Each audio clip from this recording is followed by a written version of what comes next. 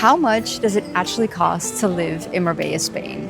We've been here for a month now, so we have a pretty good idea of the different areas and what you can expect. Everybody always talks about how luxurious and how expensive Marbella is. And while that's definitely true, there are pockets and different levels to it. So today we're gonna do a deep dive and really look at the different neighborhoods, where you can choose to live, and what you can expect when it comes to rent and different housing prices. Also, restaurants, groceries, gyms, everything you wanna know. So let us know in the comments if you agree or disagree. If you've been to Marbella, let us know your experience. We wanna hear from you guys. And if you like the video, make sure to subscribe. So let's get into it.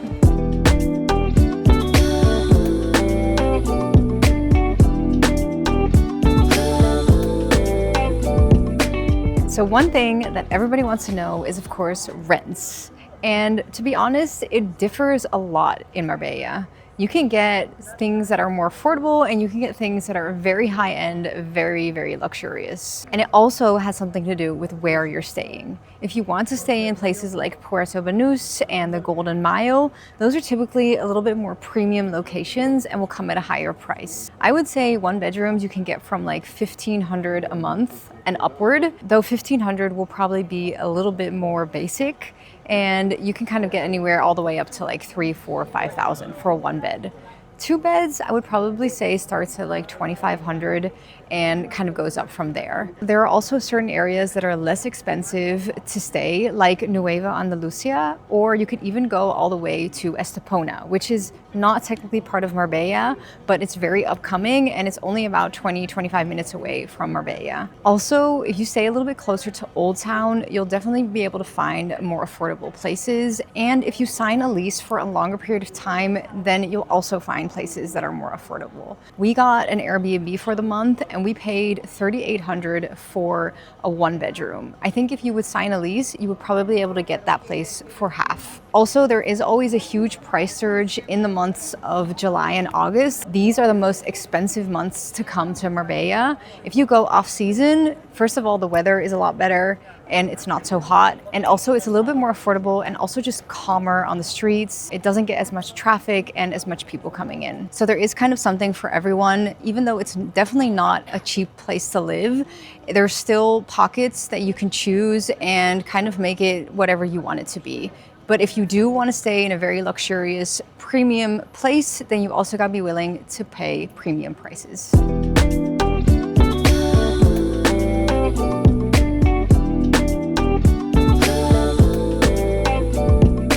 Obviously right now we're in Puerto Banús, and some might say that that's the heart of Marbella. It's definitely known for its luxury, the flashy supercars, all the yachts parked along the harbor. It really is beautiful, especially the scenery when you look around. You have all these old style houses that are traditional to Spanish culture, traditional to Marbella, Costa del Sol. And this is really an area that a lot of people want to be when they do come to Marbella. And like Julia said before, if you do want to be here, you do have to pay premium. So it is known for a higher level of luxury. Also, we have a walking tour vlog that takes you all through Puerto Banús and shows you around. So check that out if you haven't seen it. Moving on to where we're staying, which is about 5 minutes away from Old City Marbella and probably about 10 minutes away from Puerto Banús if you drive. It's right on the beach, right along the Golden Mile, a relatively quiet neighborhood, but really nice. It definitely has its own charm. I would check that out if that's a location you're interested in staying in. You also do have Old City Marbella, which is that classic Spanish architecture, walk through the streets, very authentic, old school charm, all those types of vibes. That's also a lot more affordable than a place like Puerto Banús. Moving on to Nueva Andalucia, it's actually just north of Puerto Banús, and it's a little bit more sprawled out. I wouldn't necessarily call it suburban, but you do have nice single family homes. It's slightly cheaper, but it's very central to where people want to stay in general when they think of Marbella. So going a little bit west, technically outside of Marbella, you do have places like San Pedro, which isn't as developed, but it's definitely a lot cheaper if you are looking for more affordable options. Also, technically outside of Marbella, you do have places like Estepona, a really up and coming city that has a lot of similarities to Marbella, but it's a lot more affordable. So with a place like Estepona, you have your classic city center that's very authentic and old school, but you also have a lot of modernized beach clubs along the coast. One other neighborhood to mention is the hills in Marbella, which are pretty spectacular. It almost reminds me of the hills in California, of LA especially. You see tons of homes and villas that are super luxurious. And these are really the types of places that cost up to the millions. So anywhere from probably like 1 or 2 million to start, going anywhere up to like 20 plus. So it's pretty crazy, but it's very cool to drive up there and see it. Marbella has so many great neighborhoods, but if you are looking for different options that are probably more affordable, you can go to so many different places along Costa del Sol. We went to Malaga the other day. That was a beautiful city. So if you are looking to stay in Marbella, ton of great options, but also elsewhere as well.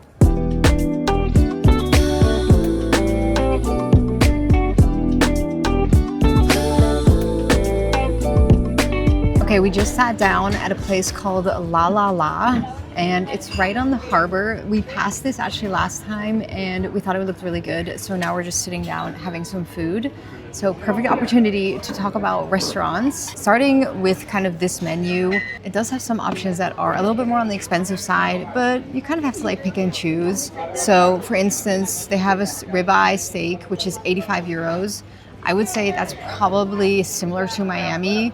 Miami, you probably have like, yeah, you can get a steak around that price, but maybe even slightly more expensive.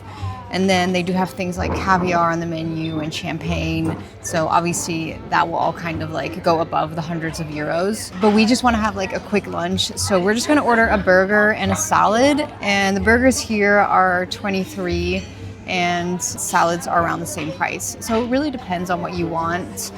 Overall, I feel like Marbella definitely has higher prices than usual, definitely compared to the rest of Spain. You can definitely find a lot cheaper prices in Spain. Like you can maybe get a coffee for 1 or 2 euros. Here, you would probably pay more around like 4, 5, 6, depending on where you are.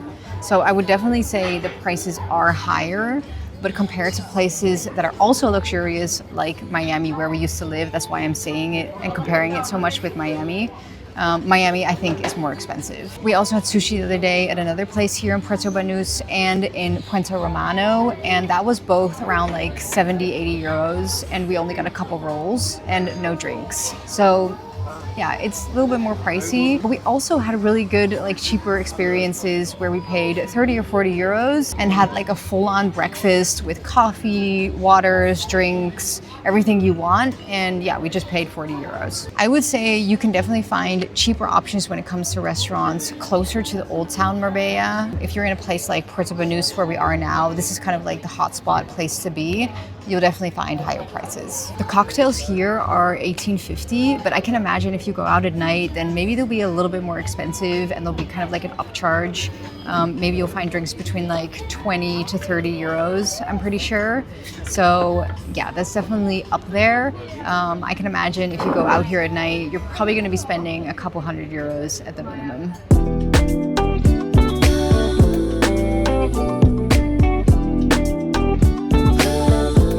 Oh, and by the way, we did also do an apartment tour in one of our earlier Marbella videos, so definitely go check it out.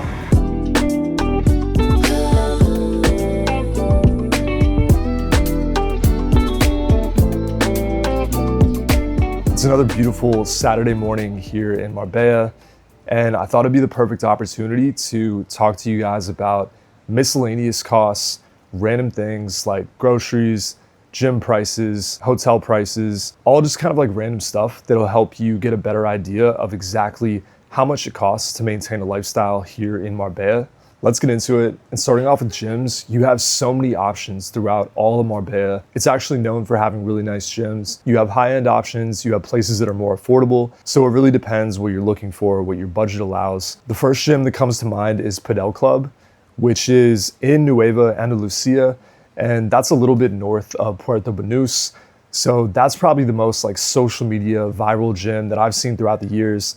I've seen people going there and vlogging on Instagram, YouTube, and it's just known to be a nice gym. I would say it's high end. You have places where you can work out indoors and outdoors as well. So that's a pretty cool benefit. I mean, Marbella has like 300 plus days of sun a year. So why would you not want to work out outside? I was looking up prices, and if you want to get a monthly membership there, it's 75 euros per month. If you want to get a day pass, it's 25 euros. Like really not bad in my opinion. For me, that's a steal, especially coming from the US where I'm used to paying prices at places like Lifetime and Equinox. anywhere from like 150 to maybe like 250 plus. So in the US, it gets pretty crazy.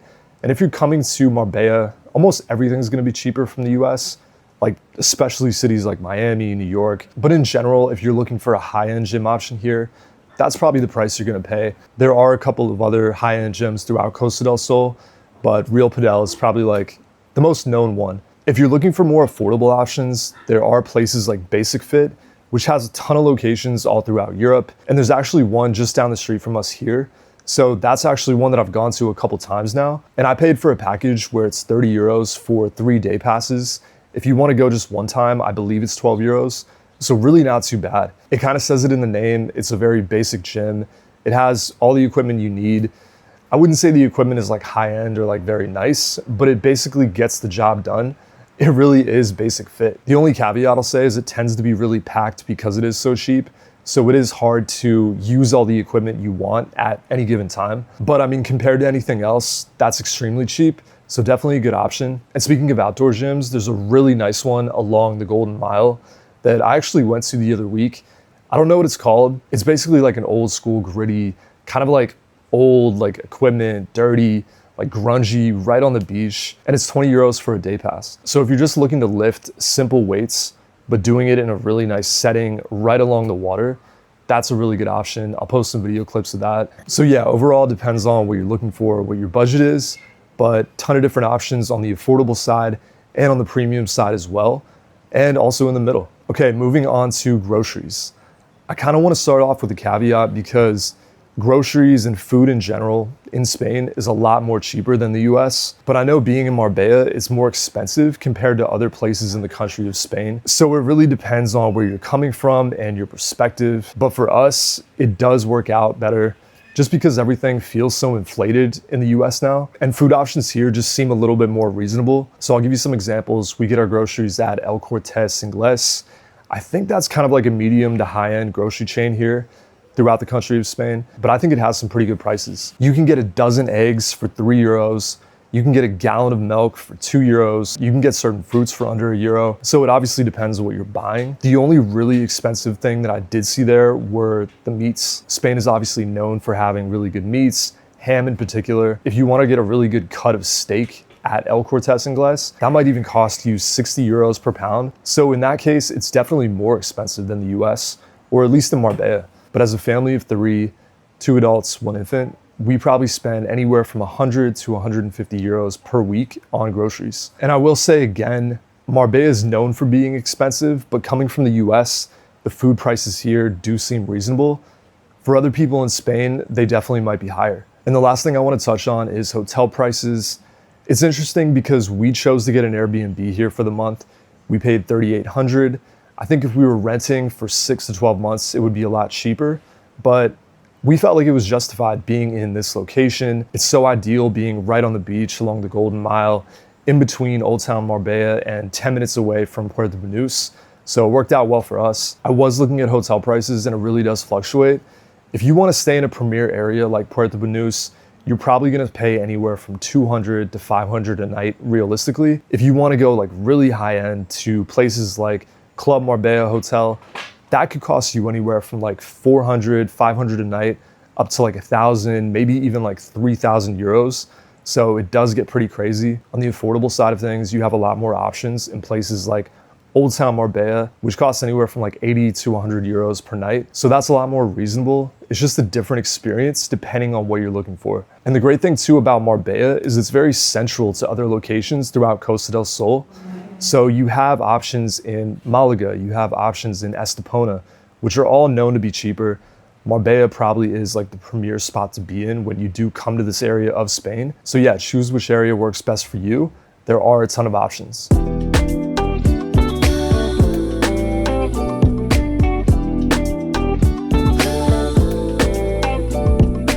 So I did go to a few Pilates classes while being here, and there is so much variety, so many choices, so many studios you can go to and choose from.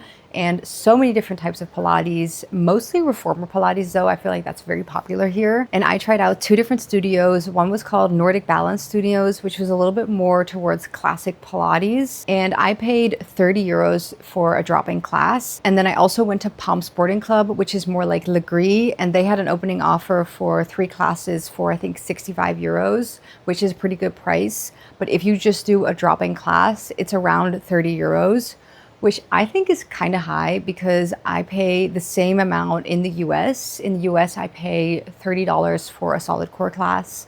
And considering we're obviously in Spain, in Europe, that price is pretty high. But there is a ton of choice and really something for everyone. And all of the studios are absolutely gorgeous. We also went to an event that was by the beach and we did mat Pilates. I feel like there's a ton of Pilates events, wellness events. So it's a really easy way to meet new people and just make new friends fast in a place like this. And I also got my nails done when we were here, and that was actually so much cheaper. I was so surprised. I got my gel X filled in and a new color. I got cat eye on my nails and they were only 39 euros. And that price is crazy to me because in the US, I would probably pay around like $100 or $120 to get the same thing done. And they were done really well. So I'm definitely pleasantly surprised about the prices for nails. Oh, and we did also get a car for the entire month. I think we paid like $1,100 for the whole month. And we got kind of like a mid-size SUV, which is pretty good in my opinion. One thing for sure, you do need a car in Marbella. Like everything is in driving distance, pretty close, like maybe 5 to 10 minutes,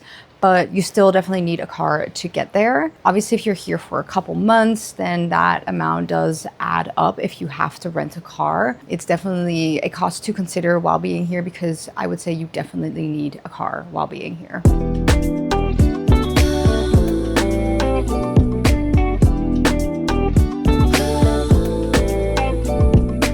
Okay, so how much does it actually cost to live in Marbella, Spain? We've been here for a month and we found that we spent around 6,000 to 7,000 euros or 7,000 to 8,000 US dollars. And while that largely depends on your lifestyle and the different things you want to do and where you want to stay, we found that we were able to experience Marbella and do all the things that we wanted to do within that budget. And I know everybody's experience is different, so we want to hear from you guys. Let us know in the comments what your opinions are, what your experience is in Marbella. Do you agree or disagree? Let us know. We'd love to hear from you guys. And we have a lot more Marbella content on the way, so make sure to hit the subscribe button and see you guys in the next one.